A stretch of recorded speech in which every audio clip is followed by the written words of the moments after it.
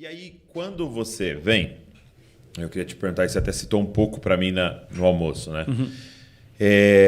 Você começa então você ouve uma palavra profética como essa, né? Deus vai te usar na música e você então começa a se envolver com música, né? Agora a partir das experiências tendo com Deus, escrever, a pensar em gravar e tal. E aí você começa a acessar os bastidores de tudo isso. Como é que foi para você quando você começou a ver um pouco do que tinha ali nos bastidores que talvez te desiludia? Como é que foi para você assim, navegar tudo isso e estar aqui? Olha, não me escandalizou tanto, mesmo porque quando agora eu me entrego para Cristo, era uma coisa muito underground ainda. Tá. Eu não entrei no mainstream gospel. Né? Era uma coisa bem underground. Era tipo assim, as pessoas me chamavam para dar testemunho e eu levava meu violão. Então eu não estava sendo chamado para cantar, mesmo porque não tinha relevância na minha música cristã ainda no meio. Tinha as minhas experiências. Era mais o testemunho mesmo, era mais ambientes era o evangelísticos. Testemunho, exatamente. Então, assim, eu não me lembro de me escandalizar com o mercado de música cristão. Tá.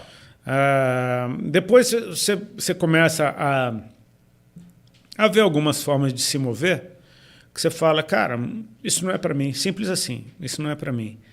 Eu me lembro que logo numa das primeiras igrejas que eu fui, antes mesmo de sair do Raimundos, antes mesmo de me converter, ou de me converter não, de me batizar, perdão.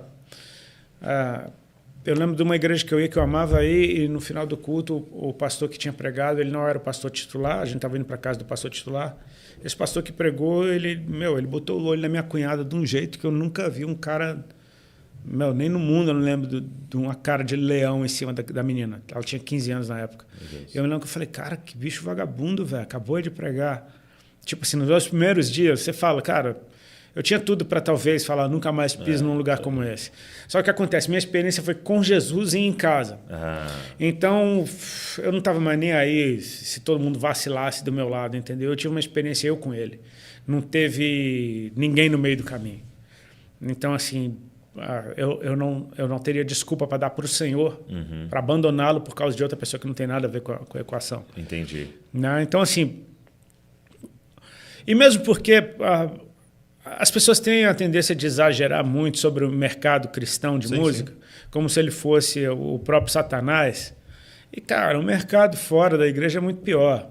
Então, eu vim do ambiente que, era bizarro. Então, assim, a forma de lidar... Às vezes, eu vejo situações, por exemplo, na época da banda, quando o cara fechava um show, ele pagava 50% do cachê. Os outros 50% é no dia do show. Tá. Só que existia uma coisa, porque assim, é padrão. Cara, se você não receber 50% antes de tocar, você nunca mais vai receber ele. Tá. Você não sobe para tocar. Exatamente. Então, você não sobe para tocar enquanto não receber o dinheiro. O brasileiro não compra ingresso com antecedência. É só em cima da hora. Então, você chegava no hotel, o show estava marcado para as 10 horas, você dormia e acordava 2h30 da manhã com o telefonema tocando. Vamos? Por quê? Porque a galera ficava bebendo na frente do show e não entrava.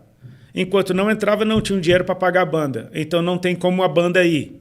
A banda não sai do hotel enquanto o cachê não tiver pago o resto. Então tem que esperar o povo entrar para ter dinheiro para pagar a banda para subir. Cara, isso não acontece de jeito nenhum no meio cristão, pelo menos do que eu tenho conhecido. Então, assim, eu não vou exagerar dizer que o sistema do mercado cristão hoje é o Satanás, porque eu vim de um ambiente onde era sangue nos olhos. Você vê gente chorando.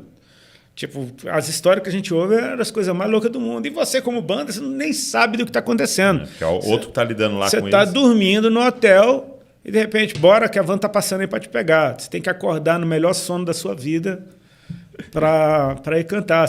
Várias vezes eu fui chorando quase. Tipo, eu não queria acordar de jeito nenhum. Tava bom. Mas você vai. Então, assim, sinceramente, o meio cristão de música... O que me chocava era, muitas vezes, a falta de temor. Eu acho que isso me chocava um pouco.